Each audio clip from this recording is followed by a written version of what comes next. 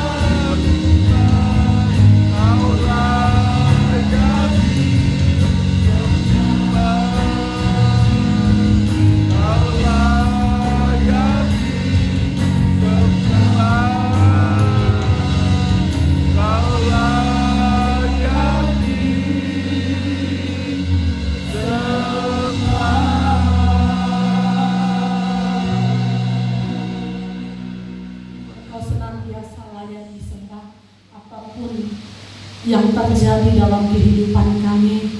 Biarlah senantiasa mulut kami tetap memuji memuliakan Engkau dan mengakui Engkau sebagai Tuhan yang baik, sebagai Tuhan yang luar biasa dalam hidup kami. Terima kasih untuk saat di mana kami boleh kembali hari ini untuk bersekutu dan bahkan mendengarkan sabda. Berkatilah saat kami mendengarkan, supaya benih firman Tuhan yang ditaburkan tidak menjadi sia-sia, tetapi benih firman Tuhan ini dapat tumbuh dan teraplikasi lewat perbuatan kami. Terpujilah nama-Mu Tuhan, kami bersyukur dan menyebut firman-Mu. Di dalam nama Tuhan Yesus Kristus. Amin. Silakan duduk Bapak Ibu yang dikasih oleh Tuhan. Shalom bagi kita semuanya. Ya, suatu sukacita kembali kita bisa bertemu dalam sukacita yang Tuhan anugerahkan bagi kita. Kenapa kita harus bersukacita? Sebab hari ini adalah hari bukan saja hari perhentian untuk kita bersama-sama bertemu lagi dalam satu wadah yang disebut gereja, tetapi kita diberikan kesehatan yang prima sehingga hari ini kita bisa datang beribadah kepada Tuhan. Bapak Ibu yang dikasih oleh Tuhan, minggu lalu kita telah mendengarkan firman Tuhan dan kita didorong untuk hidupkan pengharapan di dalam diri kita, bahwa menyerah pada saat hidup dihantam dengan berbagai persoalan, kesedihan bukanlah cerminan orang yang telah mengalami kuasa kebangkitan. Sebab kebangkitannya sejatinya adalah memberi akses untuk saudara dan saya selalu berkemenangan, bahkan lebih dari pemenang. Katakan amin. Ya, seharusnya kebangkitannya itu membawa kita hidup senantiasa selalu berkemenangan, bahkan lebih dari pemenang. Itulah yang harusnya tergambar dalam kehidupan kita, orang-orang percaya. Kesedihan, masalah atau persoalan, tantangan hidup yang ada itu biasa. Semua orang akan alami, bahkan Tuhan Yesus sendiri pun mengalami. Tetapi yang membuat kita berbeda dari orang-orang yang tidak mengalami kuasa kebangkitan adalah bahwa dunia akan merasa khawatir, dunia akan merasa marah, terganggu, tergores hatinya. Tetapi orang-orang percaya yang mengalami kuasa kebangkitan, dia akan tegak berdiri. Bahkan bukan hanya tegak berdiri, dia akan berlari, dia menyusul, dia menggapai kemenangan, sehingga dia disebut lebih daripada pemenang. Bapak Ibu yang dikasih oleh Tuhan, hari ini saya bawa kita kepada renungan firman Tuhan dengan tema miliki mental lebih dari pemenang dalam menghadapi kesulitan atau penderitaan. Sekali lagi, tema yang saya berikan untuk menjadi kekuatan bagi kita, motivasi bagi kita minggu hari ini adalah miliki mental lebih dari pemenang dalam menghadapi kesulitan atau penderitaan. Bapak Ibu yang dikasih oleh Tuhan, bahwa tidak ada garansi apapun yang diberikan bagi orang percaya, bagi orang-orang yang mengakui kebangkitan dan kuasa kebangkitan Yesus dalam hidupnya, ya, untuk terbebas dari tantangan, untuk terbebas dari kesulitan. Kita sama, semua manusia, ya, yang dilahirkan dari debu dan tanah ini, itu semuanya juga mengalami situasi yang sama, peristiwa yang sama, dengan kondisi-kondisi fisik yang terbatas, dengan keadaan-keadaan yang mungkin tidak terharapkan oleh kita, tapi dia hadir dalam kehidupan kita. Kita tidak diberikan garansi, ya, kematian Yesus, kebangkitan Kristus itu tidak menggaransi bahwa kita akan terbebas dari semua masalah. Justru Bapak Ibu yang dikasih oleh Tuhan, tantangan dan kesulitan itu diperlukan sebagai pembuktian sebuah kemenangan. Sebab jikalau tidak ada kesulitan, disebut menang atas apa? Kalau tidak ada tantangan, disebut menang atas apa? Justru kesulitan ataupun tantangan yang kita hadapi hari-hari ini, yang kita kita hadapi selama hidup kita itu adalah area peperangan. Nah, kalau kita ada di dalam itu dan kita mampu melewatinya, kita mampu menghadapinya, maka kitalah disebut orang-orang yang menang. Hari ini ada satu firman Tuhan yang menjadi spirit bagi kita semua, dan ini ditulis oleh Rasul Paulus. Dia adalah orang yang memberikan slogan, kita harus bukan sekadar menang, tapi harus menjadi orang lebih daripada pemenang. Mari kita buka firman Tuhan dari Roma pasal 8 ayat 34 sampai 37.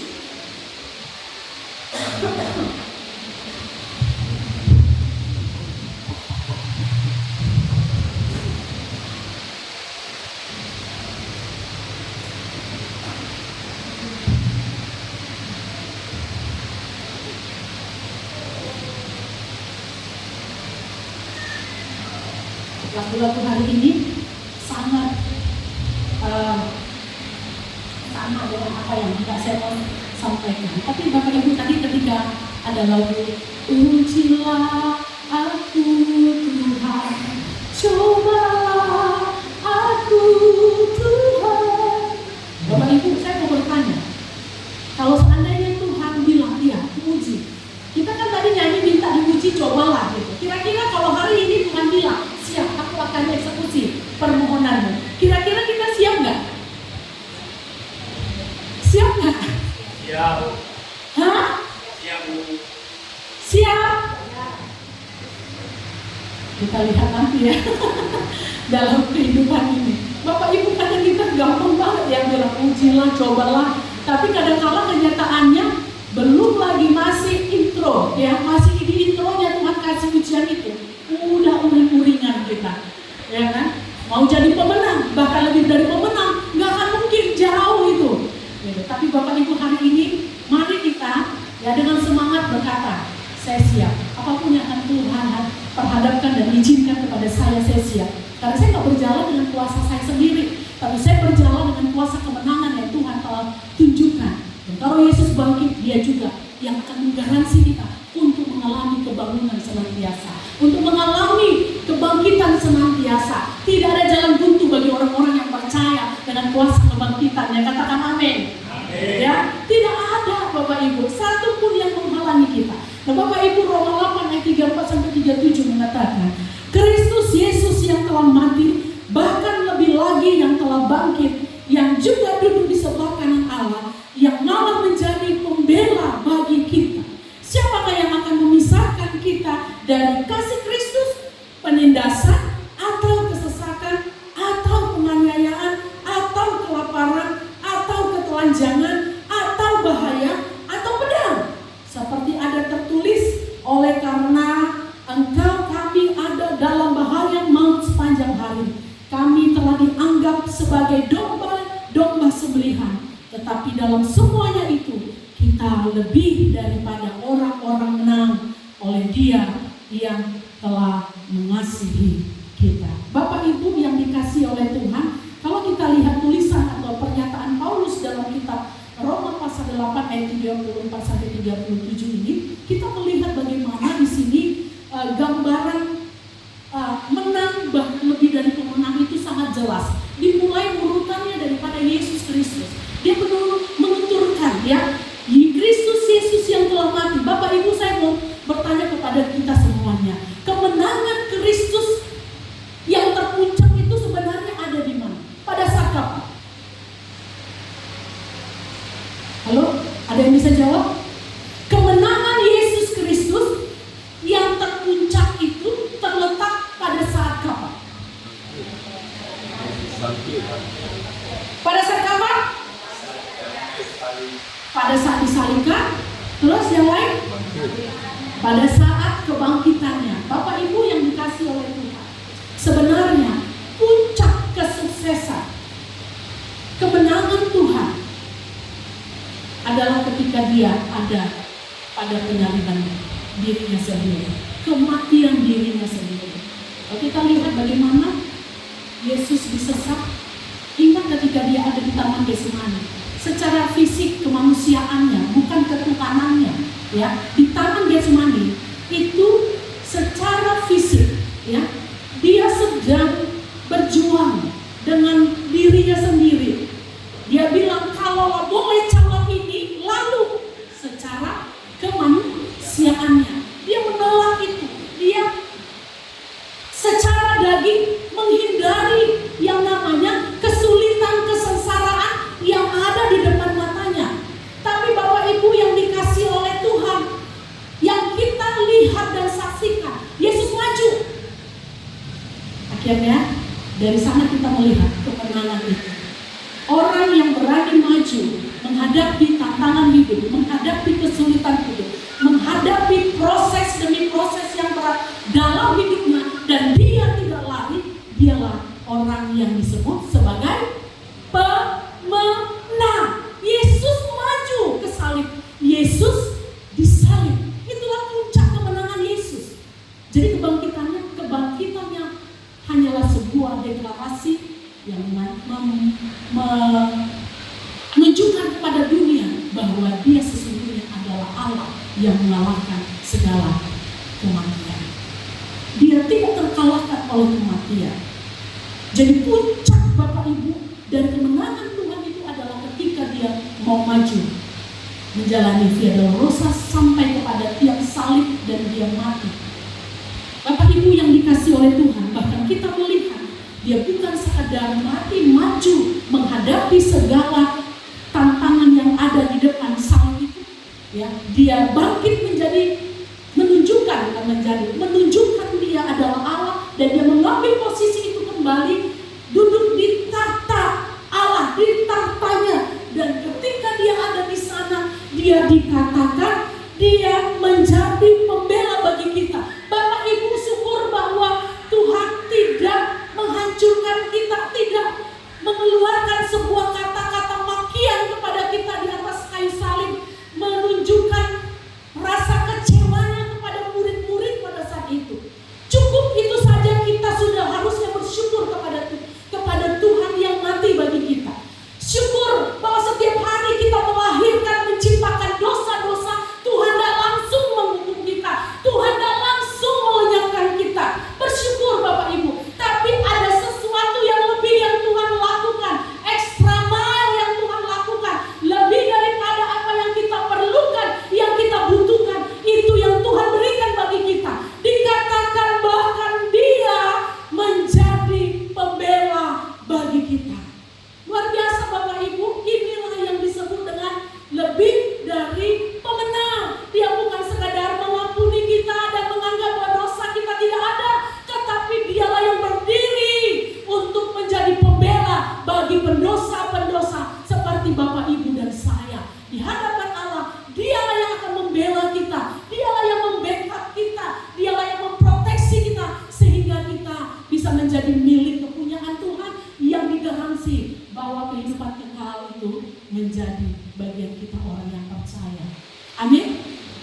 Bapak Ibu yang dikasihi oleh Tuhan, kita melihat kalimat berikutnya. Siapakah? Jadi kalau begitu, siapakah yang akan memisahkan kita? Paulus sedang berbicara tentang dirinya, tentang orang-orang percaya lainnya yang percaya tentang kematian dan kebangkitan. Kuasa yang menyertai bagi orang-orang percaya yang percaya akan kebangkitan itu. Penindasan atau kesesakan atau penganiayaan atau kelaparan atau ketelanjangan atau bahaya atau pedang. Paulus berkata, oleh karena engkau kami ada dalam bahaya maut sepanjang hari. Kami telah dianggap sebagai domba-domba sembelihan, tidak ada harganya. Seperti domba yang kapan saja orang suka, kapan saja orang mau, siap untuk dibantai, siap untuk mempertaruhkan nyawa. Paulus lakukan itu dalam hidupnya. Dikatakan sebagai domba-domba sembelihan. Tetapi dalam semuanya itu kita lebih daripada orang-orang menang oleh Dia yang telah mengasihi kita. Bapak Ibu yang dikasihi oleh Tuhan, Paulus tidak hanya meninggalkan semua atribut kemegahannya sebagai seorang Sanhedrin.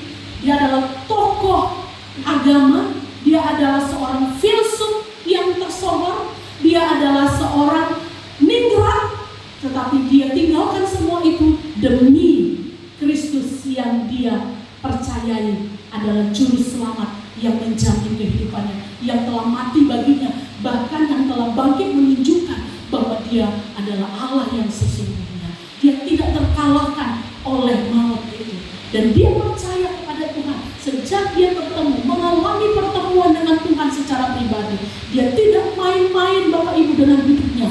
Dia tidak main-main dengan panggilannya. Dia tidak main-main dengan pelayanan yang dia kerjakan. Pagi, siang, malam, dia selalu menghayati panggilannya sebagai seorang murid Kristus, sebagai seorang pelayan Kristus. Bapak Ibu, dia tidak tinggalkan hanya itu, tetapi Bapak Ibu, kita melihat bagaimana perjalanan Paulus selama dia hidup. Dia mengorbankan tenaganya, dia bekerja juga sebagai pembuat tenda, dan ketika dia mendapatkan hasil, bagaimana hasilnya juga itu dipersembahkan untuk misi-misi pelayanan yang ada bersama dengan rekan-rekan sepelayanannya. Bahkan beberapa kali dia berada pada pintu maut, hampir mati, baik itu di dalam penjara maupun di luar penjara. Bahkan dia dikejar-kejar, dia mau dibunuh, tetapi Bapak Ibu, dikatakan oleh Paulus, dia bukan menjadi pengecut, menjadi orang yang suka lari dari masalah, menyerah terhadap persoalan, tidak mau menghadapi situasi-situasi yang sulit. Kita melihat dia maju, dia bercermin, dia belajar dari sosok yang bernama Kristus. Kristus maju walaupun dia tahu bahwa di depan itu tantangannya berat. Paulus juga maju menghadapi resiko apapun dan menunjukkan dia bukan sekedar menang, tetapi dia lebih dari pemenang. Bapak Ibu yang dikasihi oleh Tuhan, apa arti dari pemenang? Lebih daripada pemenang. Nah, saya mau tunjukkan sebuah contoh seorang pelari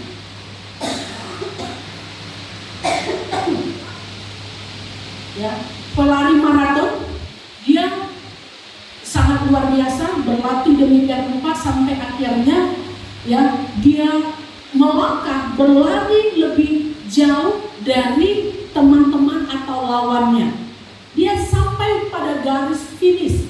Nah, pada saat dia sampai pada garis finish yang lebih dulu dari kawan-kawannya, mungkin kawan-kawannya masih ada 500 meter di belakang, tapi dia sudah sampai di finish. Pada saat dia sampai di finish, orang berdecak kagum dan bertepuk tangan atas kemenangan yang dia peroleh.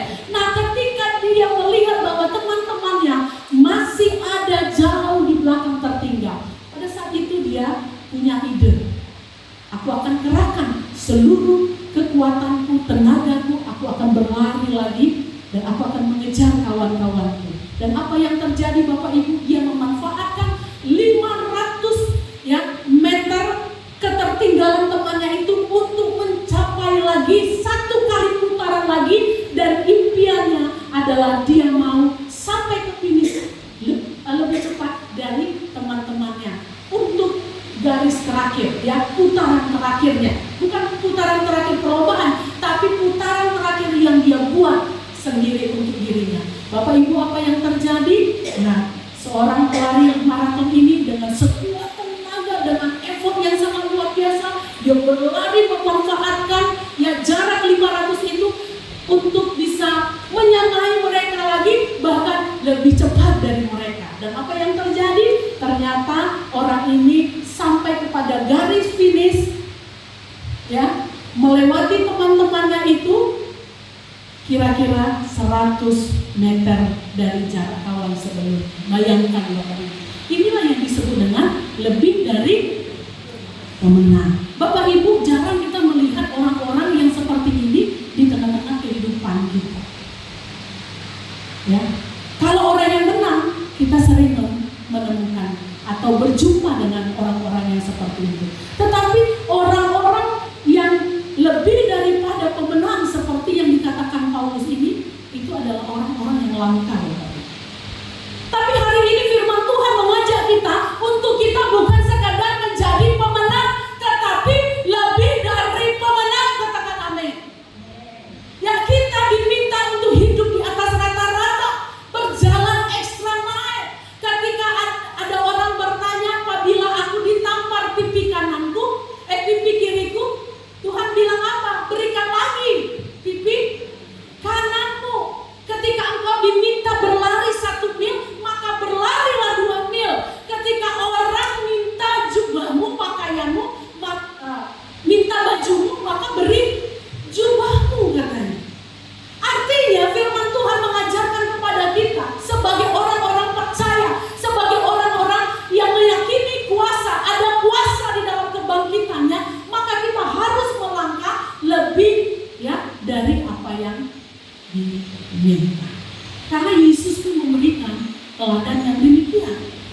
sekedar mati, dia bangkit, naik ke sorga nanti, duduk di sebelah kanan Allah Bapa, tetapi di sana dia malah menjadi pembela kita.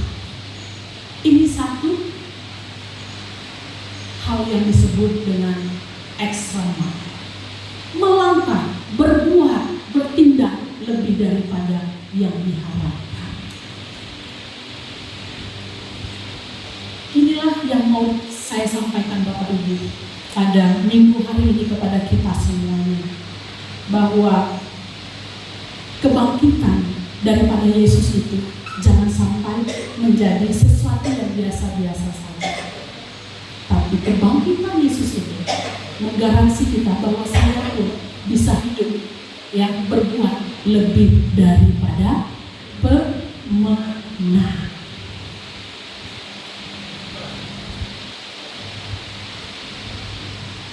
Kalau kita lebih dari pemenang, Bapak Ibu, coba perhatikan dan nilai diri kita sendiri. Apakah saya masuk pada golongan menang atau pemenang? Atau tidak ada di dalam dua kategori ini? Menang enggak, apalagi pemenang? Masih kalah aja.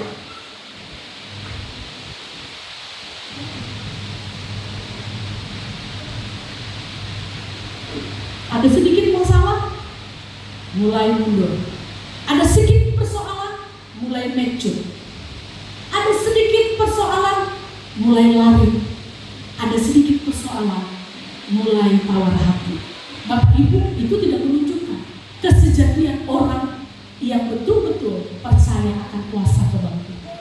Kuasa kebangkitan menggaransi orang-orang percaya terhadap kebangkitan Tuhan itu, bahwa dia bisa bukan hanya menang, tetapi juga menjadi lebih dari pemenang. Bapak Ibu, saya pun sedang terus berjuang untuk mempercayai hal ini. Kadang-kadang kalau lihat keterbatasan saya punya banyak excuse untuk melawan itu. Tetapi Bapak Ibu, saya belajar untuk mempercayai kuasa kebangkitan itu, bahwa kuasa kebangkitan bukan hanya pada Yesus, tapi kuasa kebangkitan itu juga ada pada saya, orang yang telah percaya kepada Dia sebagai Tuhan dan Juru Selamat. Maka saya pun mempercayai bahwa saya bisa menang. Sekarang persoalannya adalah kita mau enggak? Kita rela enggak? Seperti Paulus tadi, dia mau, dia rela, dia tinggalkan semuanya, bahkan dia mau menghadapi resiko apapun yang ada di depan matanya. Bapak Ibu yang dikasihi oleh Tuhan, ketika Yesus di atas kayu salib, dalam keadaan yang sangat menderita, di sana dia mesti berdoa. Bapak Ibu, ketika kita menderita, ingatkah kita berdoa kepada Tuhan? Masihkah kita menaikkan lantunan doa kita kepada Tuhan?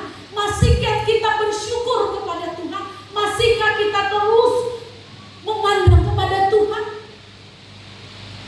Orang yang menang Bapak Ibu, bahkan lebih dari pemenang, ketika dia sengsara, ketika ia mengalami keadaan yang menderita, dia berdoa. Sama seperti Tuhan Yesus, ketika dia disalib pada keadaan yang sangat menderita sekali, seharusnya kondisi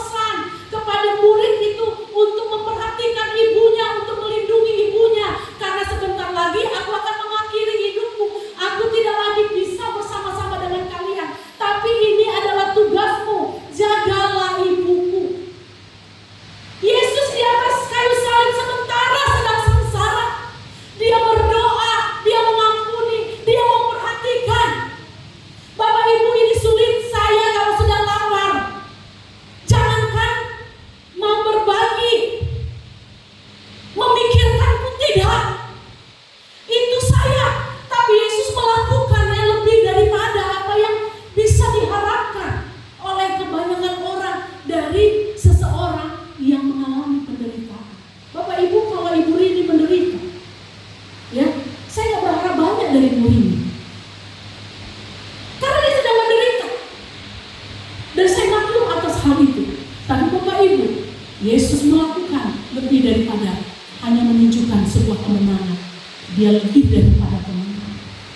Bapak Ibu, mari kita belajar seperti Yesus yang diungkapkan oleh Rasul Paulus.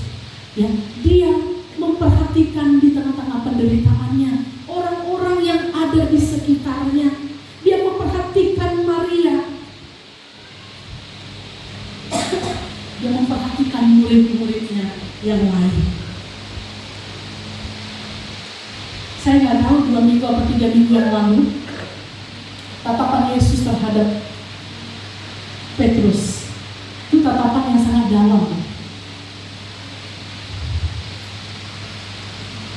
Dalam rasa sakit, sudah dicambuk dalam rasa sakit, Petrus menyangkal 3 kali. Ya, pada saat menyangkal 3 kali, Yesus nggak marah sama Petrus. Yesus memandang dengan tatapan yang sangat dalam, penuh arti dan belas kasihan. Sampai akhirnya, pada saat kebangkitan, setelah sarapan pagi, ya, Yesus memulihkan Petrus. Ya. Dalam keadaan sakit, Bapak Ibu, masih sempat-sempatnya memperhatikan orang lain. Ini spirit yang mau disampaikan lewat kuasa kebangkitan dalam hidup kita orang-orang percaya. Dalam keadaan yang miskin, dalam keadaan yang terdesak, dalam keadaan yang susah, dalam keadaan yang tidak memungkinkan, dia memperhatikan orang lain. Itulah yang disebut dengan lebih daripada kemenangan.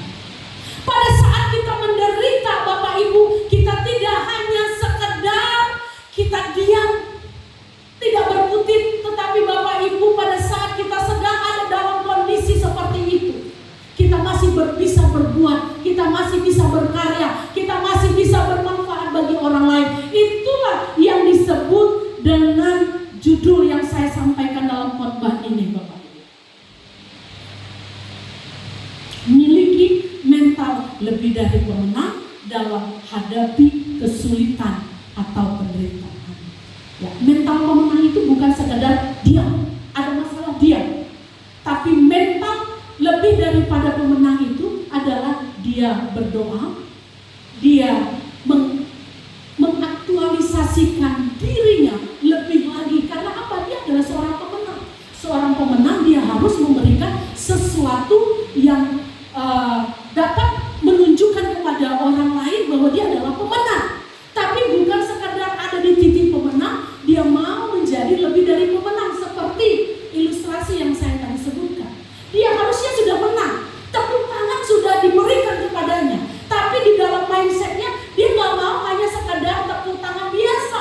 Dia mau dapat open standing daripada semua penonton. Nah, ketika dia berlari lebih 1 kali lagi, putaran lagi, bahkan dia lebih cepat 100 meter dari pelari lawannya, pada saat itu dia dapatkan open standing dari semua penonton, decak kagum yang luar biasa.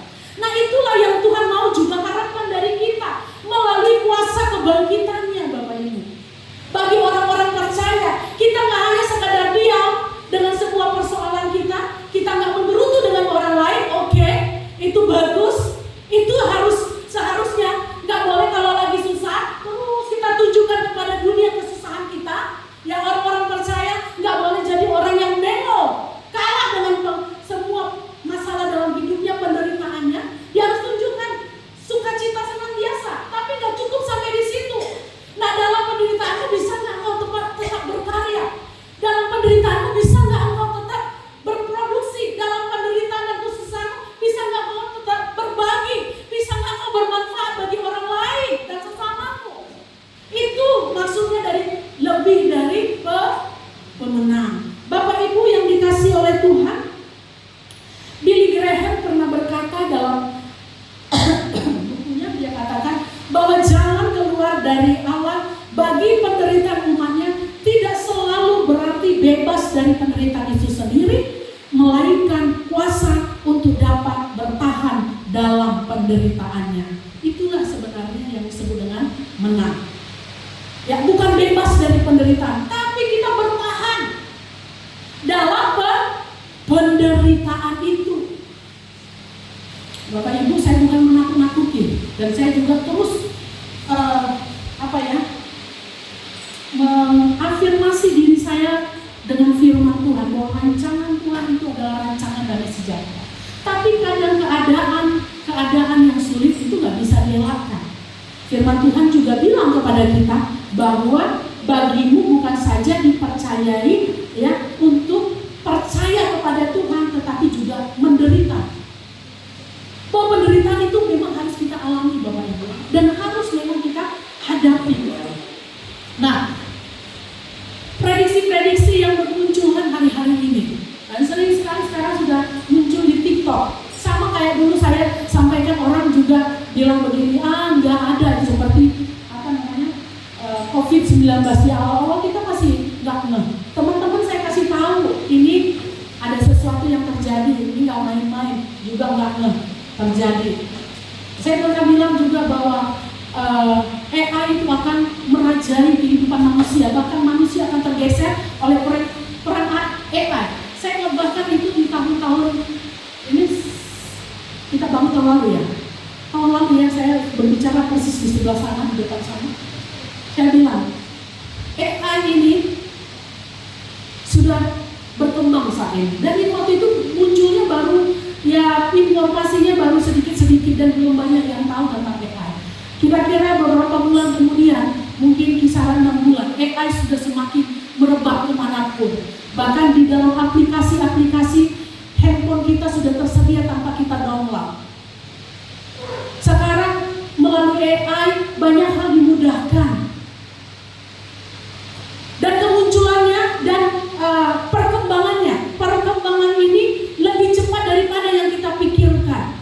Oleh sebab itu, orang-orang besar seperti Bill Gates dan lain sebagainya, mereka ini juga berada di dalam sebuah ketakutan bahwa AI ini akan meruntuhkan segala sendi kehidupan umat manusia. AI lah lawan kita di depan. Nah, belum lagi ini Bapak Ibu, secara ekonomi dunia sekarang ini kita bersyukur. Mungkin karena kita di desa, tetapi di kota goncangan perekonomian itu terasa sekali.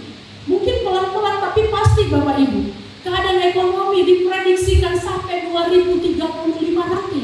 Ya, puncaknya kita akan mengalami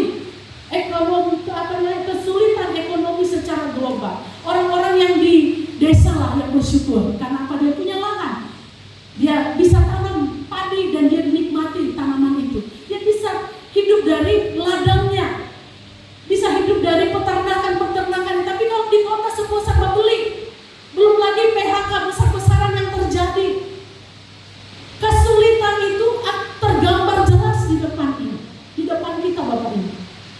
Nah, saya sedang merancang-rancang kalau hal itu udah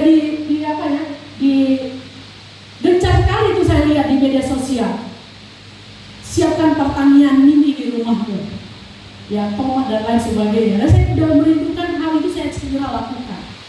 Ditambah lagi isu megatrust yang sudah di depan mata. Saya nggak tahu, ada yang mengisukan di bulan Juli. Nah, kalau di bulan Juli itu terjadi Bapak Ibu, bagaimana? Bahkan kemarin kami di hamba-hamba Tuhan itu bincang-bincang tentang Jepang atau Cina, saya lupa, Jepang atau Cina itu yang sedang membuat, Jepang diadakan rekayasa sebentar lagi itu melalui penelitian benda langit akan menabrak bumi, dan kalau itu menabrak bumi maka sebagian besar bumi akan hancur.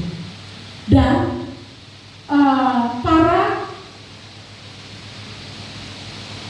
pakar-pakar teknologi, orang-orang pintar di dunia sedang diundang untuk datang ke Jepang. Supaya apa? Supaya diadakan rekayasa sehingga dia tidak jatuh ke daerah, ke bumi, tetapi diarahkan ke laut atau kemana begitu. Kira-kira seperti itulah. Nah, otak saya juga nggak sanggup untuk memahami hal itu. Tapi itulah yang hari-hari ini sedang diperbincangkan di banyak meja-meja orang yang sedang duduk-duduk. Ya, Bapak Ibu, ini jadi buah bibir di banyak pertemuan. Keadaan dunia ke depan ini nggak baik. Tapi Bapak Ibu, bertahankah kita di dalam segala ujian itu menjadi pertanyaan kita. Bisa nggak kita bertahan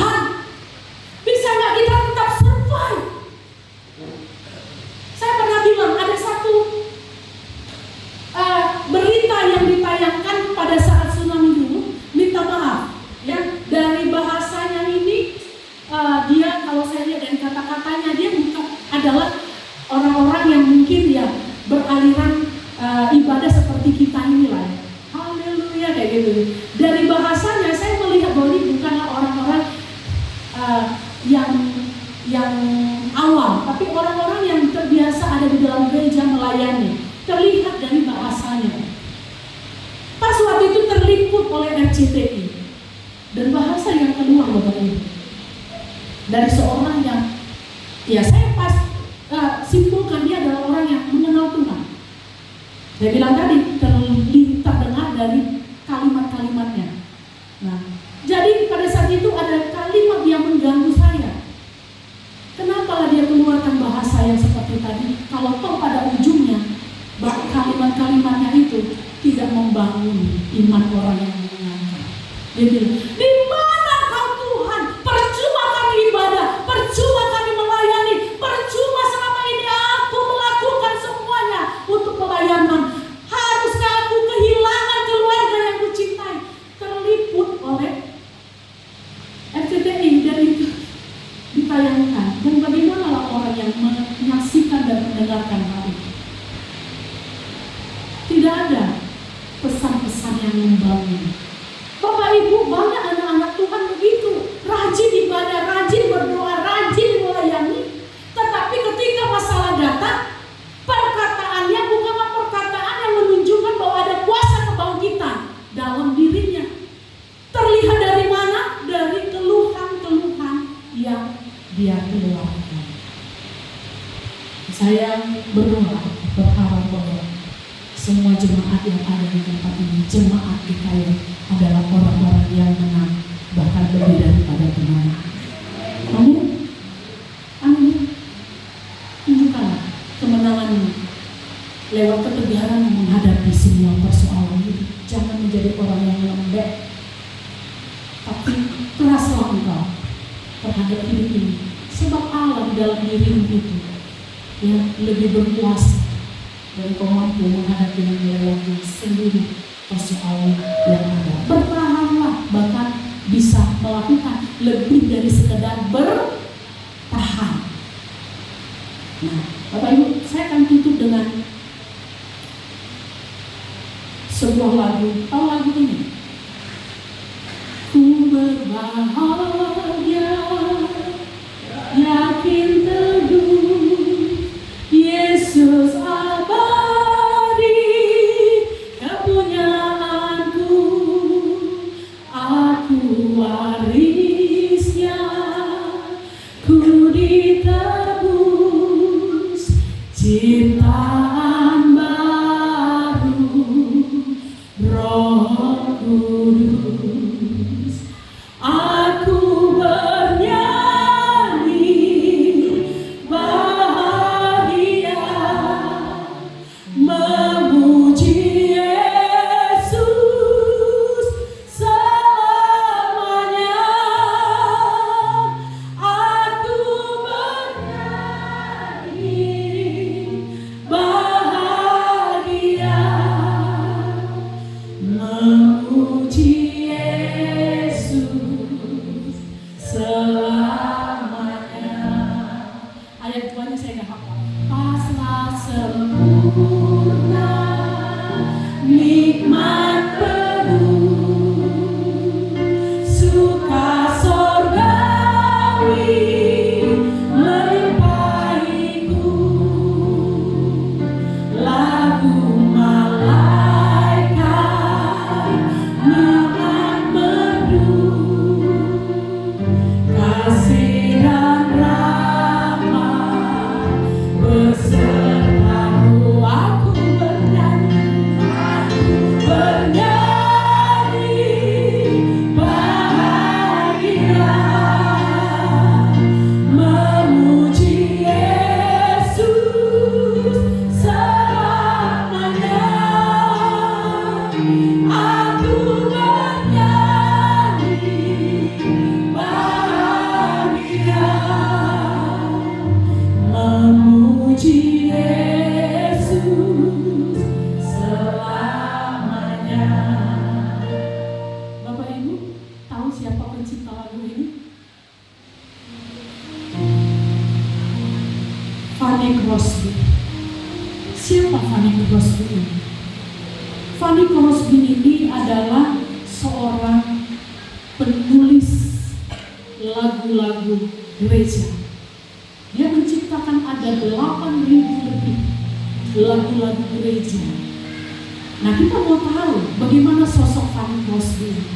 Fanny Crosby ini, namanya Fanny, tentu jenis kelaminnya perempuan. Ya, dia mengalami kondisi fisik yang sangat menyedihkan. Kenapa? Dia terlahir pada saat usia 6 minggu, dia mengalami cacat mata total. Artinya dia buta, dia tidak bisa melihat. Diobati oleh dokter, itu yang membawa dia semakin, tadinya awalnya cuma rabun-rabun, tetapi dibawa oleh orang tua ke dokter, dan rupanya itu yang mengakibatkan akhirnya dia kehilangan penglihatannya. Pada saat kapan Bapak Ibu? Pada saat dia berusia 6 minggu. Ya, awalnya hanya kena flu dan radang mata, tapi itu yang akhirnya membawa dia kehilangan penglihatannya. Lalu pada masa kecil, usianya masih 6 bulan, dia kehilangan ayahnya yang tercinta. Lalu dia dibesarkan oleh seorang ibu yang pada saat itu masih relatif muda, usianya 21 tahun ibunya ya. Sudah menjanda dan membesarkan dia. Dan ibu ini, ibunya Fanny Crosby adalah seorang pembantu rumah tangga. Dan setiap kali kerja, mamanya selalu menitipkan Fanny Crosby ini di rumah neneknya.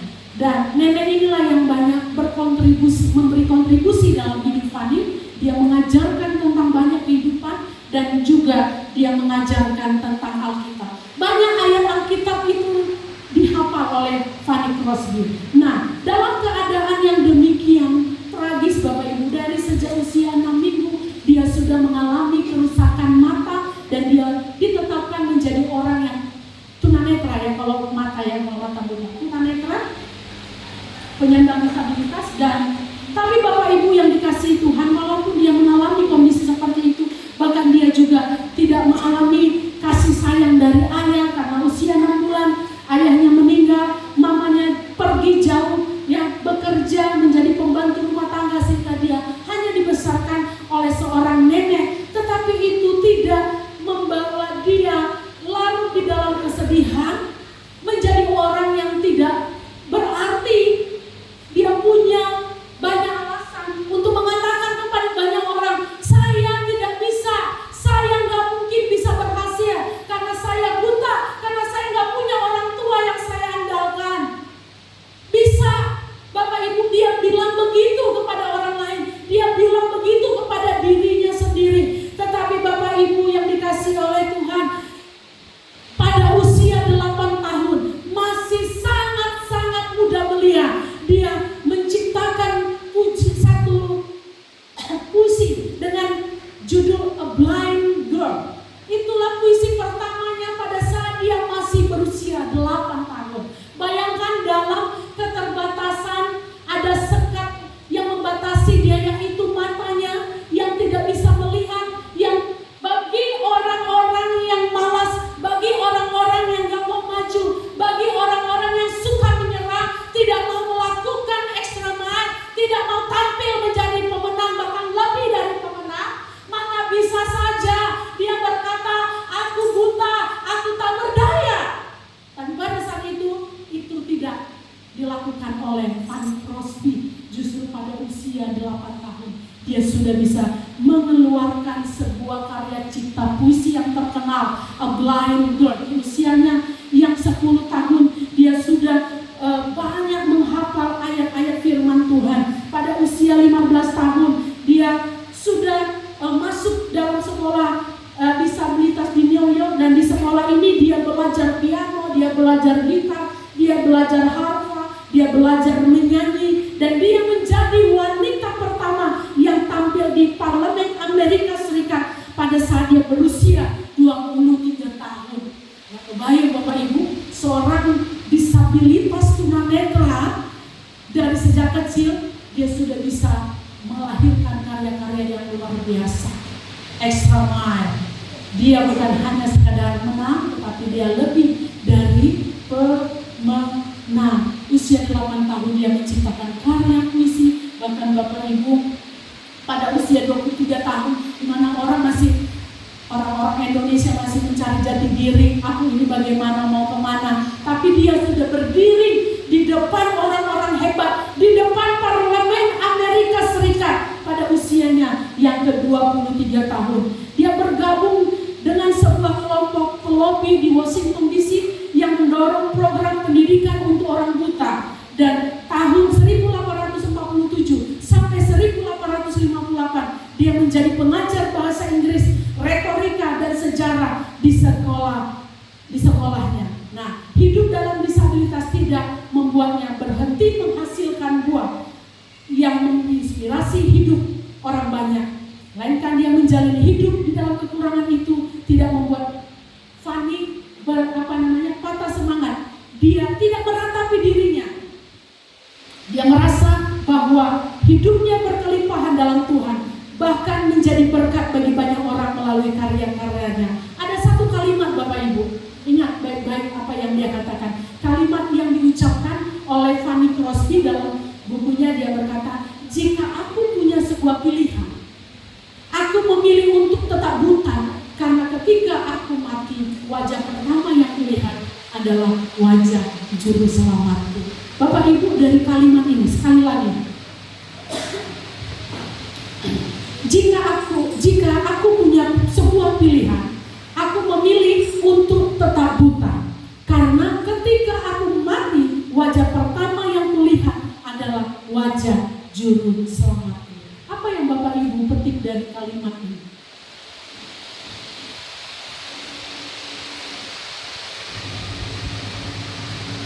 Ada yang bisa mengerti? Apa? Pak? Kalau selama hidupnya dia tidak memandang sesuatu, tidak hidup, tidak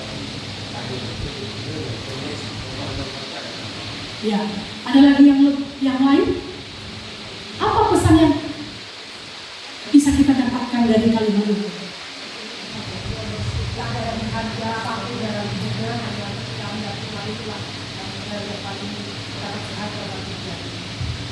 Tidak ada apapun yang berharga dalam hidupnya, hanya Yesuslah. Ya. Yang lain?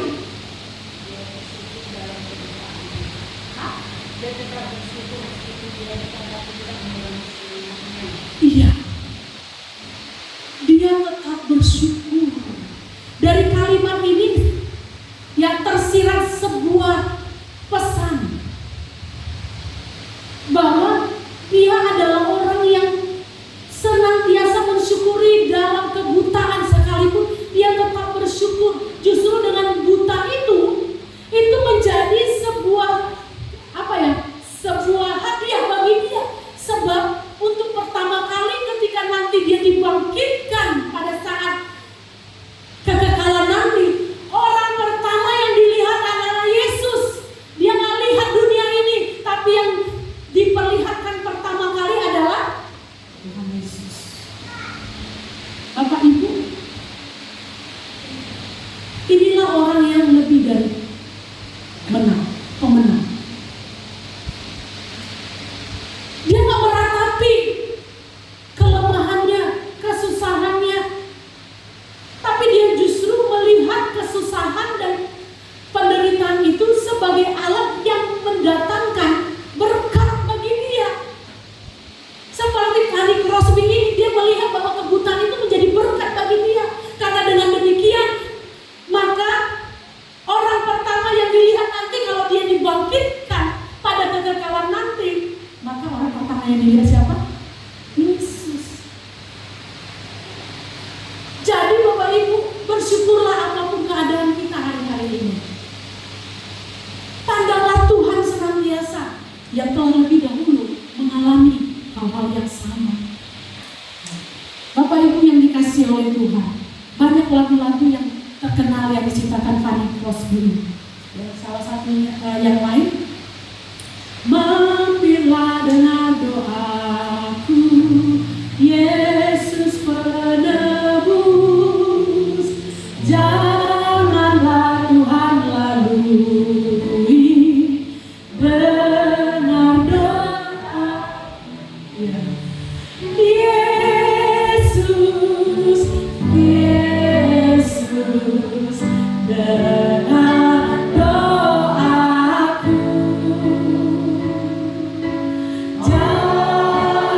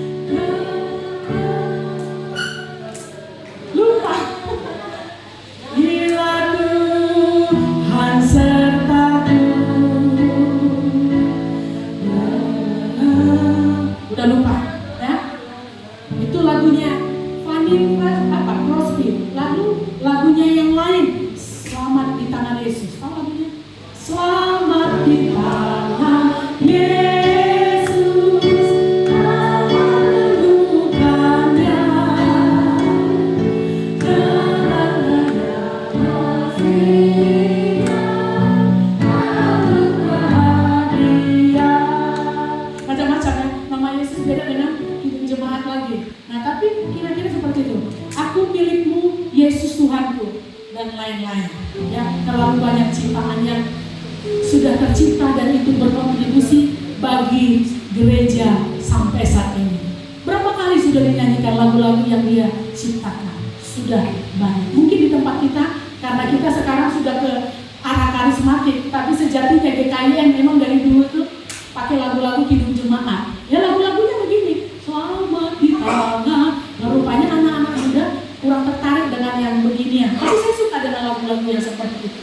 Dan itu sudah banyak memberkati ya orang-orang percaya sampai saat ini, bahkan sampai Yesus datang untuk kedua kalinya. Fanny Crosby adalah salah satu contoh ya, selain Tuhan Yesus, Paulus dan tokoh-tokoh di dalam Alkitab, tapi dalam dunia kemanusiaan yang ada di muka dunia yang pernah muncul ya, Fanny Crosby memberikan sebuah keteladanan juga bagi kita. Bagaimana dia bukan hanya tampil menjadi pemenang, tapi lebih dari pemenang. Ciptakanlah sesuatu yang berarti di saat sekalipun keadaanmu hari ini tidak baik-baik saja, sebab kuasa kebangkitan memampukan kita melangkah lebih daripada yang diharapkan. Mari kita berdoa. Bapa, di dalam nama Tuhan Yesus, terima kasih untuk saat ini kami boleh diberkati dengan firman-Mu, di mana kemenangan bagi orang percaya itu sangat-sangat mungkin, dan itu telah terjadi melalui kebangkitan-Mu. Dan biarlah kami Tuhan meyakini kuasa dan mempraktikkan kuasa kebangkitan itu di dalam diri kami, supaya kami boleh menjadi orang-orang yang bukan sekadar menang, tetapi lebih daripada pemenang ketika kami menghadapi berbagai gejolak dalam kehidupan ini. Terima kasih Bapa, mampukan hamba-Mu, mampukan kami semua yang mendengarkan firman-Mu pada saat ini. Di dalam nama Tuhan Yesus Kristus. Amin.